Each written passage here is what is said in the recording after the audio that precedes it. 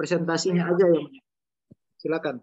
Izin dokter menyampaikan mengenai CLABSI, yaitu Central Line Associated Bloodstream Infection, di mana mulai dari yang pertama adalah mengenai definisi yang dikeluarkan oleh Kadoki. Itu mendefinisikan CLABSI sebagai suatu manifestasi klinis yang disertai dengan adanya salah satu dari blood culture yang positif, bisa diambil dari sirkuit dialisis ataupun dari vena perifer, dan tidak ada sumber lain yang sebagai salah satu sumber yang menyebabkan adanya manifestasi klinis tersebut, yang mana blood culture ini itu positif, sama organisme yang ditemukan antara organisme yang di sentral lainnya juga dengan blood culture yang ada di venanya. Untuk dari CDC itu mendefinisikan sebagai salah satu bloodstream confirm infeksi yang mana terjadinya itu 48 jam setelah insersi dari sentral lainnya. Jadi tidak langsung muncul atau tidak langsung positif dari blood culture-nya, melainkan itu menunggu sampai dengan 48 jam pasca penempatan central line. Jika kurang dari ini, maka tidak dikategorikan sebagai suatu central line associated bloodstream infection. Untuk kriteria yang disampaikan oleh European Center for Disease ini membagi CRBSI itu menjadi suatu yang definitif, probable. Yang pertama definitif, seperti yang telah disebutkan pada definisi-definisi sebelumnya, itu adanya kultur yang positif yang terjadi 48 jam sebelum atau setelah pelepasan dari CVC-nya. Kemudian untuk yang probable, ini tidak termasuk dalam definisi yang di atas ini. Yang mana manifestasi klinis yang dimaksud dari yang sebelumnya itu salah satunya berupa demam, itu yang ditandai dengan suhu lebih dari 38, kemudian atau juga dengan hipotensi. Untuk CVC kita tahu sendiri CVC itu untuk khususnya untuk dialisis line itu kita punya yang tunnel maupun yang non tunnel. Untuk yang tunnel itu didefinisikan lagi, ada definisi tersendiri untuk infeksinya. Infeksinya yang pertama itu ada infeksi exit site infection maupun tunnel infection. Yang dimaksud dengan exit site infection yaitu adanya tanda-tanda infeksi kurang dari sama dengan 2 cm dari tempat keluarnya si kateter. Jika lebih dari itu didefinisikan sebagai infeksi yang lebih dalam atau disebut dengan tunnel infection. Untuk etiologinya sendiri ini bervariasi, mulai dari gram positif, gram negatif, maupun penyebab seperti jamur. Untuk gram positifnya ini paling sering itu dari golongan Staphylococcus, kemudian untuk gram negatifnya ini paling sering dari golongan Klebsiella. Mengenai patofisiologinya sendiri, bagaimana suatu klebsiella itu dapat terbentuk, itu bisa dibagi menjadi beberapa hal. Yang pertama ini berdasarkan dari sumber dari kulit ataupun dari konektor dari sentral line itu sendiri. Untuk dari kulit ini bisa berasal dari flora normal yang ada di situ ataupun berasal dari healthcare worker-nya pada saat proses penggantian atau pada saat proses perawatan dari CVC-nya. Untuk yang biasa kita gunakan di sini untuk dialisis, ini juga bisa berasal dari connecting hub-nya yang dari si CDL-nya itu sendiri. Untuk mengenai tata laksana, ini tata laksananya ini dibagi menjadi dua. Yang pertama, jika sudah tegak mengenai klapsi, itu kita bisa bagi tata laksananya menjadi dua bagian secara umum. Yang pertama adalah tata laksana antibiotik dan yang selanjutnya adalah tata laksana dari kateternya itu sendiri. Untuk tata laksana dari antibiotik ini dibagi menjadi dua, ada yang uncomplicated, ada yang complicated. Yang disebut dengan complicated ini jika disertai dengan adanya komplikasi pada organ-organ yang lainnya. Misalkan didapatkan adanya penurunan fungsi dari ginjal ataupun penurunan fungsi dari organ tubuh yang lain, maka itu dikatakan sebagai suatu complicated klapsi atau CRBSI. Untuk yang tanpa komplikasi, ini biasanya itu akan respon dengan pemberian terapi antibiotik yang empiris. Responnya biasanya cepat dan tidak ada tanda-tanda metastatic infection. Metastatic infection ini berarti adanya infeksi di tempat lain ataupun di organ lain yang jauh dari lokasi masuknya sentral lain yang kita gunakan di pasien. Dan biasanya pada pasien itu hemodinamiknya stabil atau tidak terjadi penurunan tensi ataupun peningkatan heart rate, itu tidak terjadi. Ini dapat diberikan 2-3 minggu pemberian antibiotik yang sistemik mulai dari tegaknya diagnosis klapsi. Atau jika didapatkan adanya MRSA, itu bisa diperpanjang durasi pemberiannya menjadi 4 minggu. Nah, untuk antibiotik ini itu masih menjadi perdebatan apakah cukup dengan antibiotik sistemik atau dapat diberikan juga dikombinasi dengan pemberian antibiotik lock pada CVC-nya. Ini tergantung dari bagaimana manajemen dari kateternya, apakah tetap dipertahankan atau tidak. Jika kita pertahankan, mungkin dapat diberikan kombinasi antara pemberian antibiotik sistemik dan juga kombinasi dengan pemberian antibiotik lock pada CVC yang digunakan. Untuk manajemen dari CVC-nya itu dapat dibagi menjadi 3. Yang pertama adalah CVC-nya tetap atau sentralnya ini tetap kita pertahankan, kita off atau kita remove atau kita exchange, diganti. Kita pertahankan ini jika kolapsinya itu persisten atau sesuai dengan yang uncomplicated ini tadi. Jika dia sesuai dengan yang uncomplicated ini, jika pasien masih sangat membutuhkan CVC-nya itu dan tidak menunjukkan adanya tanda-tanda infeksi baik pada misalkan pada yang tunnel itu pada exit site ataupun tunnelnya, itu mungkin masih dapat dipertimbangkan untuk tetap dipertahankan, terutama yang memakai tunnel CDL yang tadi. Ini biasanya ditandai dengan setelah kita melakukan observasi itu terjadi perbaikan pada pasien setelah pemberian antibiotik.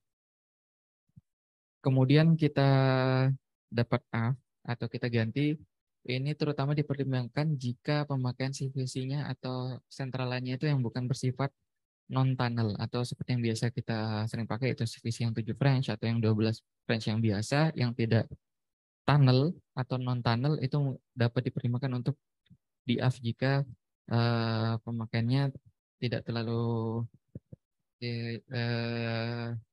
tidak digunakan lagi, itu dapat di-up. Ataupun misalkan jika masih ingin digunakan, itu dapat dilakukan penggantian.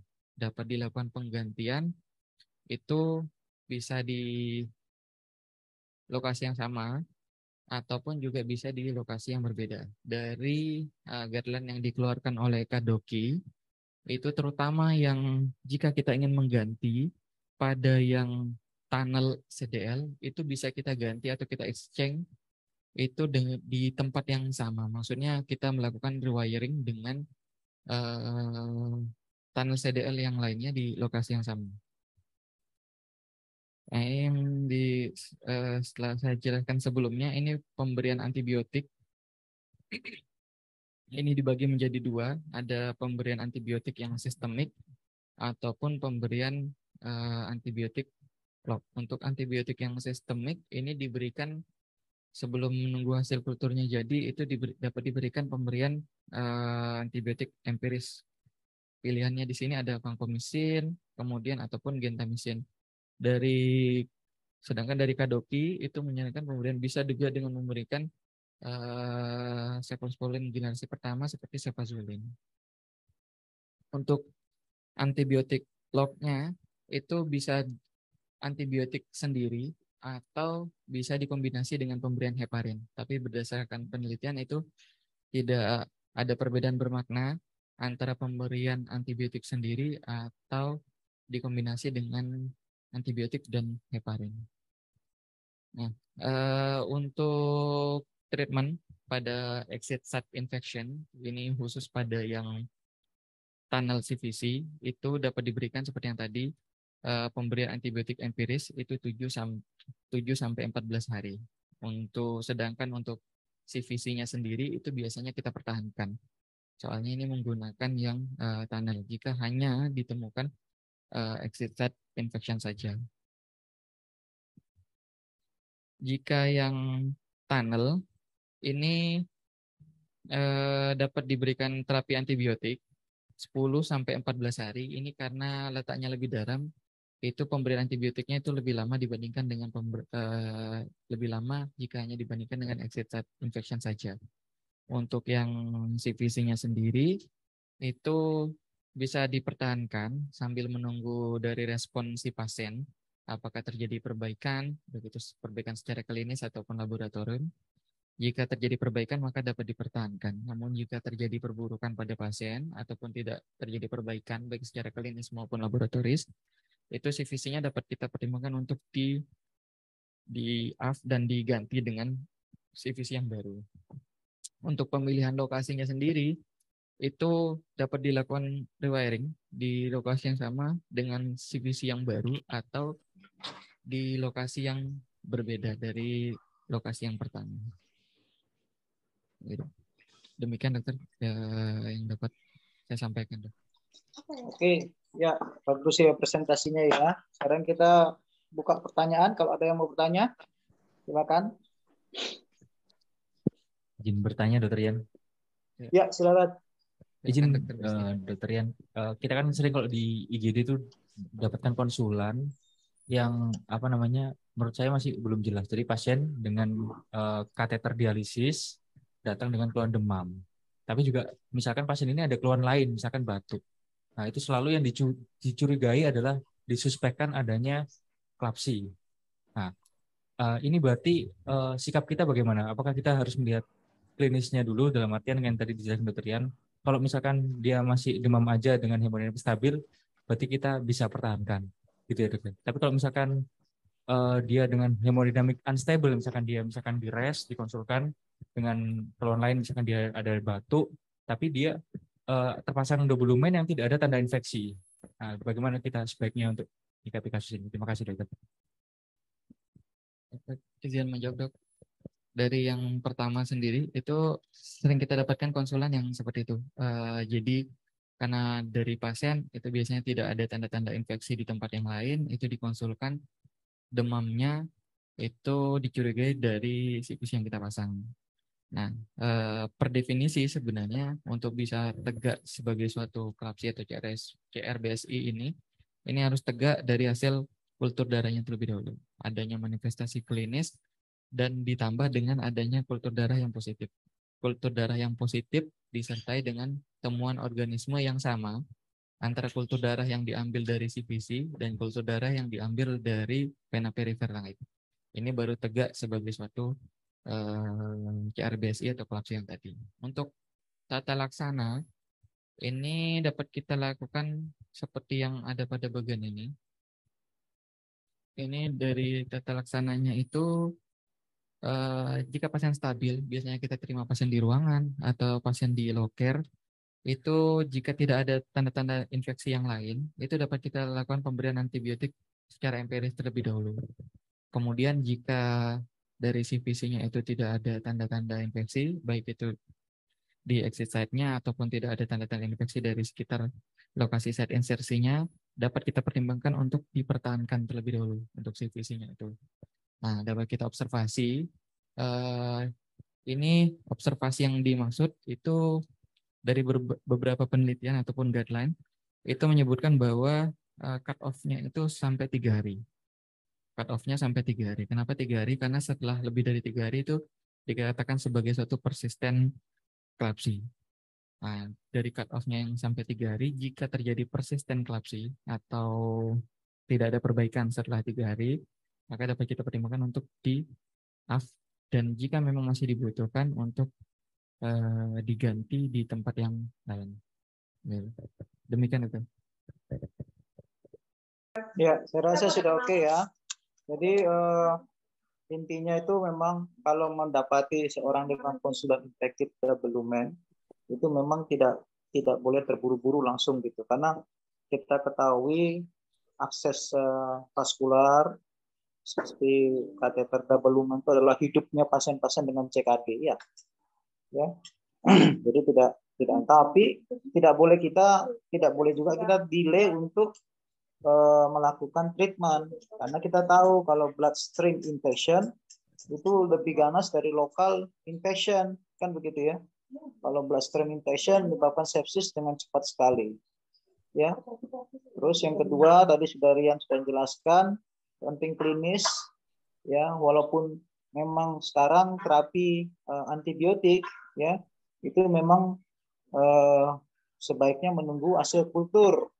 Tapi kalau menunggu hasil kultur yang jadinya 7 hari atau bahkan lebih, itu membuat kita delay dalam pengobatan, sehingga diperbolehkan terapi-terapi sifatnya empirik, kan begitu ya? Gitu ya Rian ya?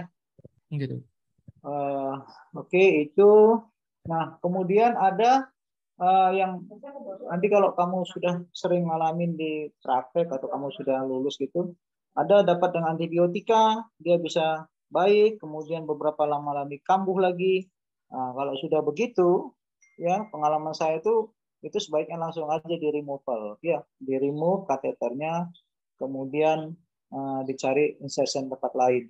Nah, tadi saya lupa berapa hari tadi jaraknya kalau kamu mau dengan remove dan reinsertion? 3 hari dok, cut off-nya dok. 3 hari itu diharapkan bloodstream infection-nya sudah mulai reda gitu ya? Gitu. Oke. Nah, tapi memang sekarang macam-macam sudah banyak ya produk ya yang sudah ada yang heparin coated, ada yang dia mengklaim dengan lapisan yang ada di kateternya itu kateter site infection-nya juga atau kateter infection-nya rendah, tapi ya tetap aja ya orang-orang dengan CKD yang mana 80% dengan diabetes itu adalah orang-orang dengan imunosupprimasi ya. Jadi itu kita harus perlu ketahui. Jadi jangan terlambat, tapi jangan terlalu cepat-cepat juga. Oh, infection menggigil, lepas gitu. Jangan gitu juga ya. Dan saran saya kalau kamu mau lepas, kamu sudah harus punya kira-kira lokasi lain gitu loh. Iya. Lokasi lain berdasarkan kemarin yang disampaikan si Nanto atau siapa itu? Nanto apa Edi ya?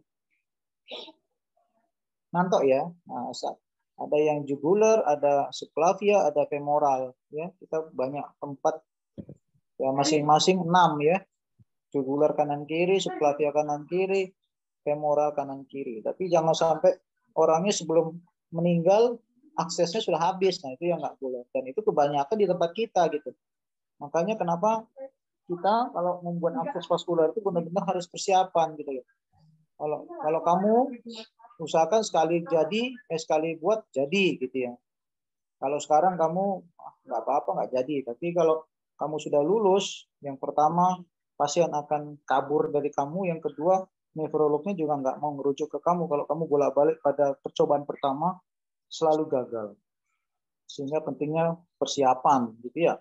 Kalau sudah di antibrakii semuanya kecil sekali, 1 cm atau 2 cm, arterinya kecil, ya enggak usah kamu coba-coba di situ. Ya, itu makanya gold standard memang harus diagnostik preoperasi, khususnya ultrasonografi. Itu zaman sekarang sudah merupakan suatu keharusan ya. Kalau dulu kita pakai manual, nah, kalau sekarang sudah harus ditinggalkan yang manual itu ya. Yang di negara Eropa atau Amerika mungkin tahun 70-an dilakukan, jangan lagi yang kita lakukan tahun 2022 gitu. Jadi harus ada kemajuan gitu ya. Ya. Oke, ada pertanyaan lain lagi?